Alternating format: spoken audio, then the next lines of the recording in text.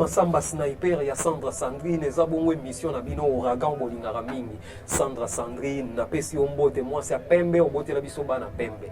Mwasi ya pembe ngungia yaka pembe na ete. Na osala ki sakatologie.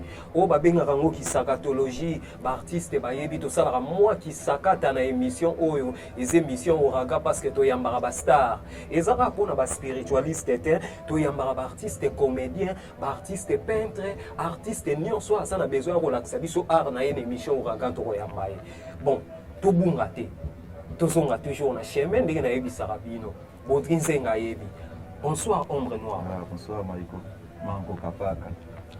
Na sepeli biso komona yo. Kolikanga te. Moko ya badepte na yo maître Avatar ayebisaki nga lobike te Ombre mikolo aza na Angola parce que na bengaki basango ya Luanda ezalaki ndenge nini kuna na Holanda yitoko ka ona na analyser na terre ya Angola.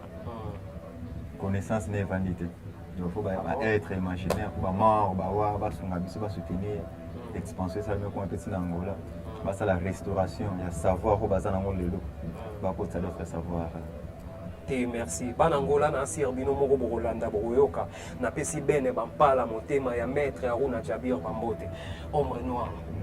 To fandi lelo na thème na biso enfer na paradis. Meka ko panzana wana enfer eza nini, paradis eza nini. Fongola bandeko ba comprendre. Enfer na paradis eza ba thème oyo et emprisonner l'homme noir ou emprisonner tout le monde parce que connaissance en Afrique, des appels en Asie, des appels en Europe, des appels en Amérique, presque dans tous les 5 continents du monde.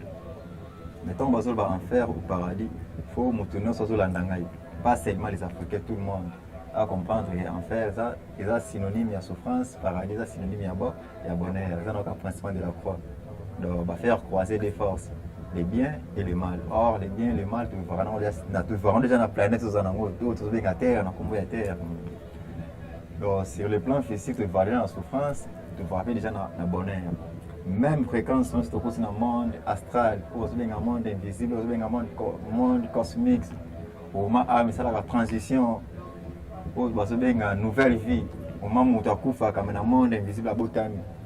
Va espionner la nakaye, elle va toujours dans le bonheur, elle va répéter toujours la souffrance. Le bateau va créer qui va connaissance, on va créer un mythe, soit on va va créer qui on peut éduquer seulement Moutou. Mais on peut éduquer, on a Moutou débordé.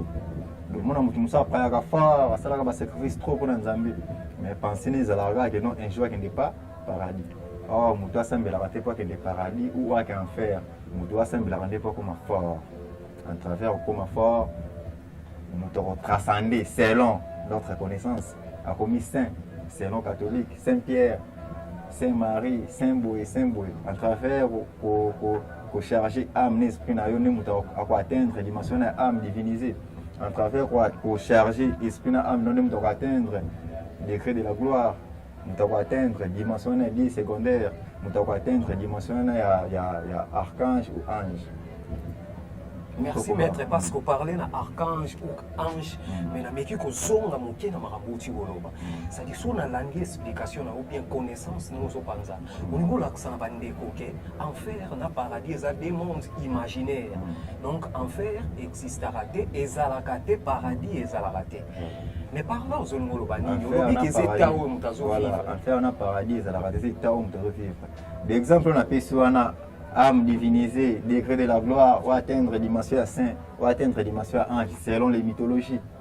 Mais il faut à pratiquer, à s'embêler, à méditer, pour comment la dimension se communiquer dans le grand esprit, au bas dans le monde cosmique, au bas dans le monde invisible. En travers pour se communiquer dans le bango, c'est par là créer des créateurs, et on va bien dire.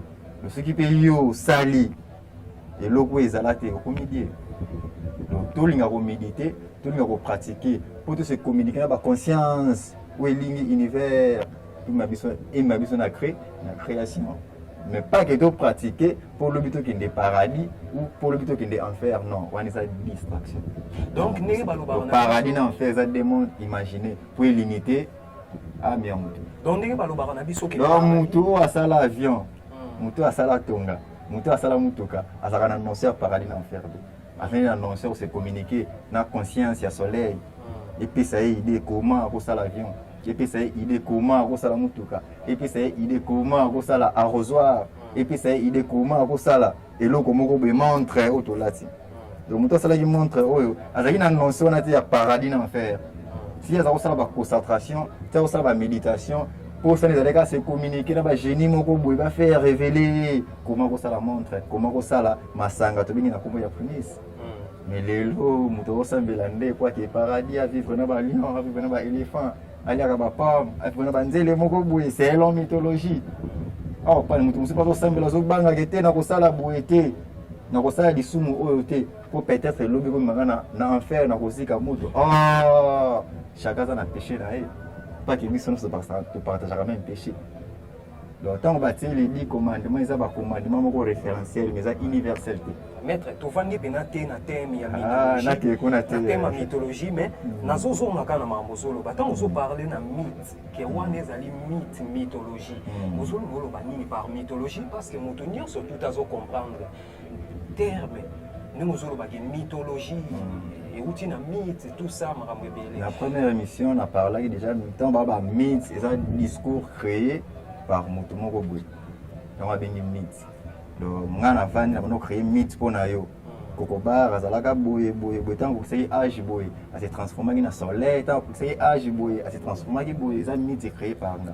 Tant que la mythologie, les ensembles, les idées, oh, tu es belé, Kanisi, Yansina Kanisi, Juma Kanisi, Charles Kanisi, Avatar Kanisi, Ben Kanisi, résumé ma Kanisi, wana, de bien mythologie, soit mythologie égyptienne, le égyptien bakanisaki, soit mythologie Congo, au royaume Congo et kanisaki, soit mythologie Yoruba, peuple Yoruba veut dire Sénégal, Bénin, Nigeria, peuple wana. Il y a moins de mythologie. Ils ont ensemble et imagination. Donc ceux qui n'ont landi bien, batunde bakanisi, imaginer des mondes imaginaires. Des mondes, pas seulement des mondes imaginaires. Sauf qu'il y a d'autres voies, autant que plusieurs mondes, autant que ce monde pandaminium, autant que le monde pandaminium, traiter kaka, makambo ouezane négatif. Or on a un équilibre. Place les biens, il faut les mal les ala. Place les mal, il faut les biens les ala. Comment on va créer monde, il combien pandaminium, c'est long, d'autres maîtres on a kaka. Pour gérer kaka choses, il y a non, faut équilibrer ça. Déjà un monde créé par les hommes. Bateau va créer un monde africain, asiatique. Quand on parle du monde pandaminium, on a dit que un sujet du monde pandaminium, on a dit que monde pandaminium, on a enseignement, un pasteur, un monde, il y a Satana, tout ceci comme mais on a un monde pandaminium. Donc, tout le monde a un sujet en enfer, en paradis. Voilà, nous avons le même sujet en enfer, en paradis. Il y a un monde qui est naissance, un démon, un ange. Nous sommes aussi des démons anges. Nous devons pratiquer l'hindouisme, des démons anges. Nous devons pratiquer le bouddhisme, des démons anges. Nous devons pratiquer la religion à Krishna, des démons anges. Les pères ont dit qu'ils kémites, ils vivent en Égypte antique, ils ont annoncé des démons anges. Mais ils ont réalisé qu'ils ont plus que gagné plusieurs démons. Moloch, Belzéboul, Asmod. Mais tout c'est l'autre côté. Maître, question simple. Si on a un monde invisible, il y a Congo. Un monde invisible, il y a Congo. Parce que le monde spirituel, il reflète le monde physique. Dès que sur le plan physique, nous sommes à Congo. C'est que sur le plan spirituel, il faut qu'on paye ça là. Dès que sur le plan physique, le monde est Kaboué dans le continent. C'est que sur le plan spirituel, le monde est Kaboué dans le continent. Deuxième possible, le monde c'est réincarné.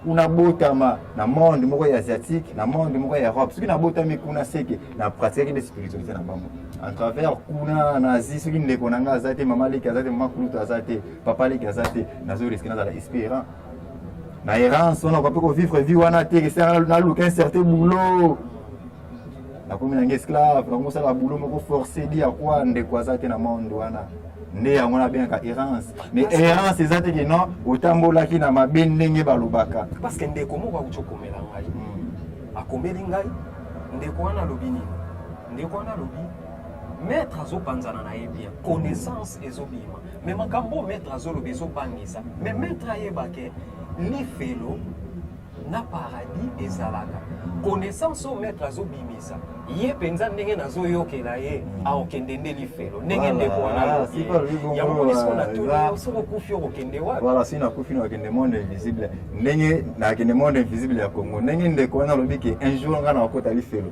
na boyite na moi na Bible lobi ke non journée de la fin alors c'est que jour wana ke la jour ya fin wana bango balobaka wana o nzamba ko telema po juger bato tango nzamba zo tena po juger bato ngana ko tombola musapi kuna loba avana ko t'enfer makambo nini ko loba ombre no ne bona ko bisa ye ne bona ko bisa na ko loba ngone bisa wana bisa ko otkenzenga papa na numéro de grâce ya ombre noir alobi ye moko ayebi oya oyebisa ye en tout cas na sepeli vraiment na bandeko nanga Yannick Nyenyezi patron ou ami ya kati o tika artiste na yo te boyka nuance to ko na bango kaka boy kung fu na koloba troté yo moko yebi mutu na ngai Richmond ombre noir émission na biso combien ouais monsieur Silelo vraiment na resepelo ta la caméra voilà monsieur Sileli suka pona émission le monsieur Sileli bit na ngeza ke muta ke ne vers ye muta ke ne vers soi mais o ekaboli ngeza ke osana posa na ibisa o vérité o ngana o ibisa nzambe ene bisa ngote mais na zimi tete ko za capable de convaincre ngana ba d'autres émissions na bimisa vérité wana le vérité ne za ka réserver pona ngai tangu nzamba ko lo ko tanga faire ngana ko tombola musapi nzamba ko mona douana nga ko commander certain ange ki nazomona mutu moko tombola musapi go permettre ya go wana pesa légende tous ya wana légende créé par non ça mythe créé par nga ça mythe parce que paradis en faire ça la gâté alors les faits n'ont dit que paradis en faire ça la gâté peut-être nous ami kosa peut-être on a côté dans monde cosmique ba kosa ki ngai tant on a qui découvrir vraie vérité que non paradis en faire ezalaka na jugement wana ndena kotombola musapiere mais les na jugement wana au Bible enseigna au Coran enseigna au d'autres livres enseigna au rasoir na motel au bominga makasi lelo mais jugement wana pesa na mythologie wala pe mythe kaka voilà créé par les hommes c'est que jugement wana fait on va limiter yo les ans na motel possible les jugements et la circonstances où nous vivre ah bon voilà tant ba ibio jugement ya mwana nzelo lingaka mingi ya boyi yo jugement ya mwana batuti yo na moto jugement ya mwana okufeli mère jugement ya mwana obeli cancer obeli AVC obeli liboma nettoyage wana ça jugement des jugements tozozela mo wana moni ngonga bazo signaler paina loba mi bazo signaler na bémission ekoya tokolobela yango ombre noir en tout cas salinga bien na pesi maître Aruna Jabir Mbote na pesi maître Yansine Bambote na pesi maître Idriss Mbote motema ya Sencha na pesi pe maître Avatar Mbote motema ya Sephora na bosanité mama Bene Bampala ombre blanche ngai artiste na bino maiko boyka nuance na suki awa bambote na bandeko nyonso bazwi libaku ya kolanda émission oyo Ouragan bye ciao